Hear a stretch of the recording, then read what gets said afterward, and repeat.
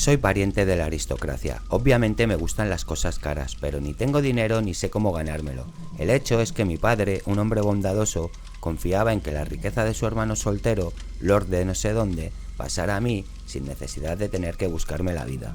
Falleció demasiado pronto para poder comprobarlo, pero ni mi tío ni el Estado se dieron cuenta de mi existencia. Me encontré en mi apartamento de soltero y mes tras mes se me hacía más difícil que los prestamistas me renovaran los pagarés de las propiedades que iba a heredar. Debía dinero por todas partes. Mi ruina era inminente. Lo que me daba aún más sensación de pobreza era la riqueza de mi tío y familiares que vivían desahogados. El más próximo era un primo hermano mío llamado Everard King. Había llevado una vida aventurera en Brasil. Volvió a Inglaterra para disfrutar de su fortuna que nunca supimos de qué manera la hizo. Durante su primer año en Inglaterra no me hizo ni caso, pero una buena mañana me llegó una carta suya en la que me invitaba a ir a su finca unos días. Pensé, ¿qué mejor cosa podía hacer? Aquí debía dinero a todo el mundo, y quizás la afortunada posición de mi primo me podría ayudar con mis problemas de dinero. Ese mismo día hice la maleta y me fui a la estación de tren. Cuando llegué a mi destino me sorprendió que no hubiera algún coche esperando mi llegada, y por eso alquilé un coche para poder llegar a su finca. El cochero, cuando le dije dónde iba, no paró de elogiar y alabar a mi primo por todo lo que hacía. De repente una extraña ave se posó en un poste de telégrafo. El cochero rápidamente me explicó que era de mi primo y que cuando volvió de Brasil se trajo muchos animales exóticos a Inglaterra. Una vez cruzamos las puertas del exterior empezamos a ver cada vez más animales que se había traído. Llegando a las escaleras de la puerta de la mansión estaba esperándome mi primo. Un hombre de unos 45 años aproximadamente, bajito, regordete y con cara de bonachón. Vestía un traje blanco como un explorador, un gran sombrero panameño y se estaba fumando un puro. «Mujer, mujer, aquí tenemos a nuestro huésped», gritó mirando por encima del hombro. «Bienvenido, bienvenido a mi mansión campestre, primo Marshall. Me alegra que hayas venido». Sus maneras no podían ser más cordiales, enseguida me sentí a mis anchas, pero su mujer era todo lo contrario, era fría, cortante y grosera conmigo. Me miraba con sus ojos negros con desprecio diciéndome que me volviera a Londres. Pero tenía tantas deudas que decidí aguantar y quedarme. Me interesaba hablar con mi primo. Él era todo lo contrario, de hecho me dijo que pidiera lo que necesitara. Se me vino a la mente, un cheque en blanco no estaría nada mal. Cenamos y después nos retiramos a fumar unos habanos y tomar un café. Me dijo que era de sus plantaciones de Brasil. En el desayuno su mujer tuvo conmigo un comportamiento casi ofensivo. Cuando terminamos y mi primo se retiró, se acercó a mí y me dijo: «El tren más conveniente del día es el que pasa a las 12:50. «Es que yo no pensaba marcharme», le contesté con firmeza. «Sí, claro, es usted el que decide», dijo ella con una mirada insolente. Estoy seguro que mi primo me lo diría si traspasara su hospitalidad. «¿Qué significa esto? ¿Pero qué significa esto?», preguntó mi primo entrando por la habitación. Había escuchado lo último. Su rostro regordete y simpático se tornó oscuro y feroz mirando a su mujer. Mi primo me dijo que me saliera un momento de la habitación, pero pude oír que la regañaba por la ofensa hacia mí. Esperé en el prado. De repente oí detrás de mí unos pasos. Era su mujer, tenía el rostro pálido y los ojos enrojecidos de llorar. «Mi marido me ha rogado que le presente mis disculpas», dijo mirando al suelo. «Por favor, señora, no diga ni una palabra más». De repente sus ojos negros me miraron. «Estúpido», me dijo con voz sibilante y se marchó a la mansión. Me quedé de una pieza, no tuve tiempo de reaccionar, cuando allí estaba mi primo, el simpático y regordete. «Creo que mi señora se ha disculpado», me dijo. Sí, lo ha hecho, claro que sí». Me explicó que su mujer era muy celosa y que daba igual que fuera hombre o mujer. Me ofreció un puro y dimos un paseo por la finca, enseñándome todos aquellos animales que tenía. Al final me llevó por un pasillo en el que había una puerta de hierro con una pequeña ventanita por la que mirar. Era una jaula que se podía dividir en dos partes por medio de unas rejas que se podían mover con un mecanismo de manivela. «Te voy a enseñar la perla de mi colección, un gato de Brasil. ¿Pero en qué se diferencia de los demás gatos?». «Pronto lo vas a ver», contestó riendo. «Corre la mirilla y mira en el interior».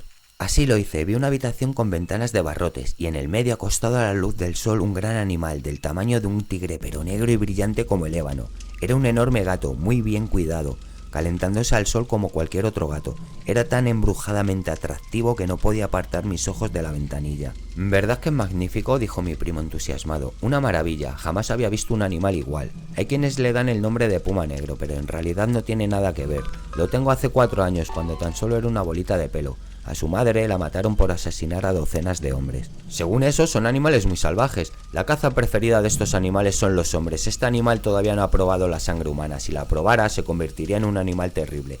Aún así, nadie puede entrar con él en su jaula, ni siquiera su cuidador. Solo me deja a mí. Yo soy para él la madre y el padre en una pieza». Abrió la puerta y la cerró rápidamente a sus espaldas. Se acercó al animal y empezó a acariciarle. El elegante animal se frotaba con mi primo. «Vamos, Tommy, métete en la jaula», dijo mi primo. El gato se fue a una mitad de la habitación y se enroscó en el suelo. Mi primo accionó la reja que dividía la habitación en dos, quedando enjaulado en una mitad. Me abrió la puerta y me invitó a pasar a la otra mitad de la jaula. «Así es como lo hacemos para alimentar y limpiar a Tommy», me dijo. «Y luego lo abrimos para que tenga suficiente espacio». «No, no, no, no se te ocurra hacer eso». Había metido la mano para palmearle el lomo, pero mi primo tiró de mi brazo. Me dijo que me podía haber arrancado la mano. El gato era muy exigente con sus amistades. No todo el mundo puede tomarse esas libertades. ¿Verdad, Tommy? Ha oído la comida. Su cuidador llegó y le tiró unos trozos de carne cruda. El animal los agarró con sus zarpas y empezó a destrozarlo a mordiscos. Alzaba el hocico ensangrentado para mirarnos de vez en cuando. El espectáculo era fascinante, aunque dantesco. ¿Cómo no voy a querer a este animal? Lo crié desde pequeño. Muchos zoológicos me han propuesto mucho dinero por tenerlo, pero la verdad es que no me puedo separar de él. Estaba tan emocionado contando batallas de Brasil y sus animales que no encontraba el momento para hablarle de mi situación. Eso, y que era un hombre de negocios muy ocupado, todos los días recibía 4 o 5 telegramas. Hubo un día que llegó a recibir hasta 8 telegramas. La última noche que iba a quedarme, en la cena la mujer me seguía mirando de una forma insultante. Fuimos a la sala de billar para fumar y beber algo. Cuando le comenté mi situación, él aceptó encantado de escucharme. Dando grandes caladas a su puro, por fin me dijo: «Pero tengo entendido que tú eres el heredero de nuestro pariente el Lord». Tengo todas las razones para creerlo, pero jamás ha querido darme nada. Sí, he oído hablar de su tacañería. Tu situación es complicada, pero ¿no has tenido últimamente noticias sobre su salud? Se está muriendo desde que yo era niño. Así es que quizás tu herencia tarde todavía mucho más en llegar a tus manos. He llegado a tener alguna esperanza de que tú, conociendo la realidad, quizás pudieras adelantarme a algo». «Ni una palabra más», dijo amablemente. «Prometo hacer todo lo que esté en mi mano». Vaya noche la que hace. Se había levantado un viento horroroso que aullaba y gemía por toda la casa, y en el resplandor de la lámpara y el aroma de los puros me dijo: «Bien, ahora tenemos la casa para nosotros solos. Dame todos los detalles de tu situación». Animado por sus palabras, empecé desde el principio a explicarle cómo me había endeudado tanto, pero parecía que estaba en otro lado. Era como si no me escuchara. Al terminar me dijo: «Hazme una exposición por escrito y entrégame una nota con el total a pagar. Cuando lo vea en negro y blanco lo comprenderé». La proposición era animadora y le prometía hacerlo. Bien, ya es la hora de acostarnos. El reloj del vestíbulo marca la 1. Antes de acostarnos voy a echar un vistazo a mi gato. Este viento le pone muy nervioso. ¿Quieres venir?, dijo mi primo. Desde luego que sí, le contesté. Pues entonces camina pisando suave y no hables, todo el mundo está durmiendo. Cruzamos toda la mansión hasta llegar al pasillo donde estaba la jaula. Apenas se veía, llevábamos una lámpara de vela. Me asomé y no vi a la fiera. Entendí que estaba en la otra mitad de la jaula con sus rejas. «Entra», dijo mi primo y abrió la puerta. En efecto, la tormenta le había puesto muy nervioso. «El bueno de Tommy no está de buen humor», dijo mi primo alumbrando al gato. «¿Verdad que parece un demonio? Le voy a dar algo de cena para que se tranquilice un poco. Sujeta la lámpara». La tomé de la mano y se fue hacia la puerta. Me dijo: «Aquí afuera tiene la despensa, perdóname un momento». Salió y la puerta se cerró a sus espaldas con un golpe metálico. Aquel sonido duro y chasqueante hizo que mi corazón dejara de latir. Se apoderó de mí una súbita oleada de terror. Un confuso barrunto de alguna monstruosa traición me dejó helado. Salté hacia la puerta, pero no había manillar del lado interior. «¡Oye!», grité. «¡Déjame salir!». «No pasa nada, no armes escándalo, tienes la luz encendida», me gritó mi primo desde el pasillo. «Sí, pero no me gusta estar aquí encerrado solo». «¿Que no te gusta?», oí cómo se reía. «No vas a estar mucho tiempo solo». «Déjame salir», le repetí enfadado. «¿Qué clase de broma es esta?». «Esa es la palabra, broma», me contestó mientras se reía. De pronto, entre el ruido de la tormenta, empecé a oír la reja que dividía la jaula en dos a moverse. Hice todo lo que pude para luchar contra el mecanismo, para que no se abriera, pero fue imposible. Incluso supliqué a mi primo. El animal no se había movido de su sitio en todo el tiempo. Yo permanecí muy quieto y vi cómo sus ojos enormes me miraban fijamente, y al intentar moverme se me cayó la lámpara. Intenté cogerla, pero la bestia dio un gruñido y empezó a moverse. Me detuve y permanecí temblando de miedo. Veía cómo brillaban sus ojos en la oscuridad y podía ver cómo se movían los dos puntos brillantes, hasta que de repente desaparecieron. Eso es que había cerrado sus ojos. Parecía no querer atacarme. Apoyó su cabeza en sus garras delanteras y pareció dormirse. Sin moverme, empecé a pensar de qué manera aguantaría hasta el amanecer en esta trampa mortal que me había tendido mi primo. Me di cuenta de que la vela estaba a punto de apagarse. Máximo le quedaban 10 minutos. Tenía que buscar una solución antes de quedarme a oscuras y no poder ver nada. Me di cuenta que en la parte superior de la jaula había como una especie de jaula que estaba enganchada al techo y pegada a una pared. Pensé que si pudiera llegar hasta ahí, el animal solo podría atacarme de frente. Tenía que hacerlo antes de que se apagara la vela. Rápidamente y de un salto me agarré a los barrotes de una ventana, pudiendo llegar a la parte superior. Pude sentir el aliento de la bestia en mi cara. Finalmente la vela chisporroteó y se apagó. Me encontraba a solas en la oscuridad con el gato. Permanecí quieto y en silencio con la esperanza de que la fiera se olvidara de mí. Calculé que serían las 2 de la madrugada. A las 4 amanecería. No veía al gato por ninguna parte.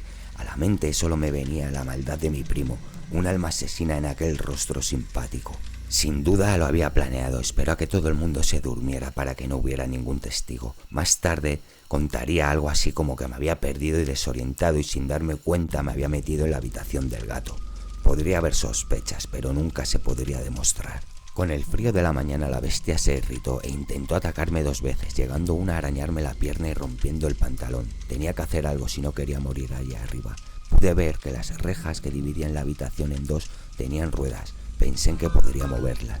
Así es que, arriesgándome antes de que fuera mi funeral, lancé mi chaqueta a la temible bestia, dejándola temporalmente ciega. Salté corriendo y cerré la reja, pero no me dio tiempo a cerrarla del todo, y el gato me dio un zarpazo en la pantorrilla que me desgarró por completo la carne. Pude cerrar, me arrinconé desangrándome y a punto de desmayarme, pero esos ojos brillantes no me dejaban de mirar ni un instante. Demasiado herido para hacer nada, solo podía ver los zarpazos que daba a los barrotes aquel endemoniado gato negro. Al rato volví a oír el chasquido de la puerta con la que empezó aquella pesadilla. Se abrió y allí estaba mi primo, con su cara regordeta y su sonrisa.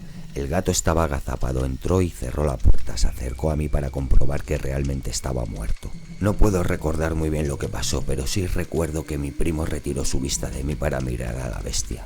«Vamos, querido Tommy, tranquilo, Tommy», gritó.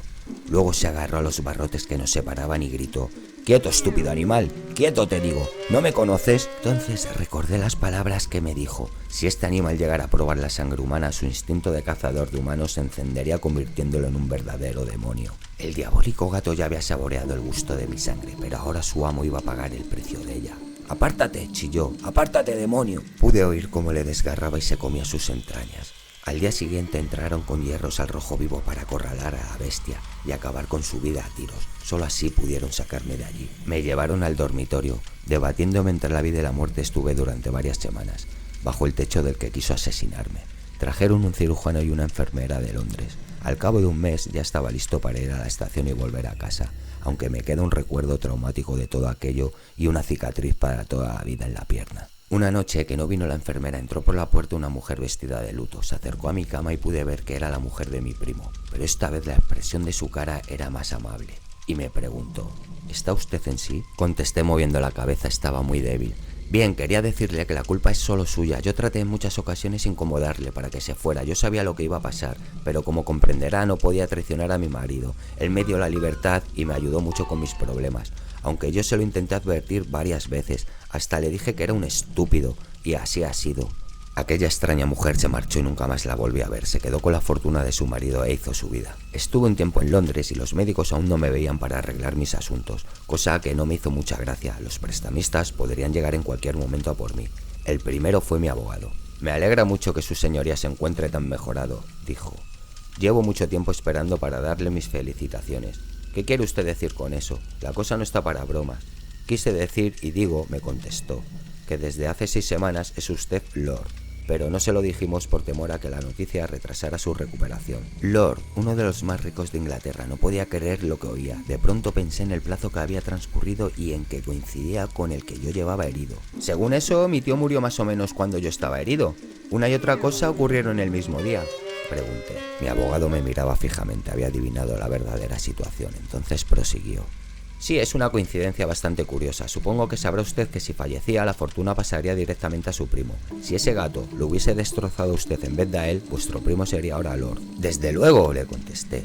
«He sabido casualmente que el mayordomo de su tío estaba pagado por su primo y que le enviaba telegramas con intervalos de pocas horas para informarle del estado de salud de su tío. Esto ocurrió más o menos en el tiempo que usted estuvo de visita en la finca. ¿No resulta extraño que tuviese tanto interés en estar informado, no siendo el heredero inmediato?». «Sí que es muy extraño», le contesté. «Y ahora tráigame las facturas de mis deudas y un nuevo talonario de cheques para que empecemos a poner las cosas en orden».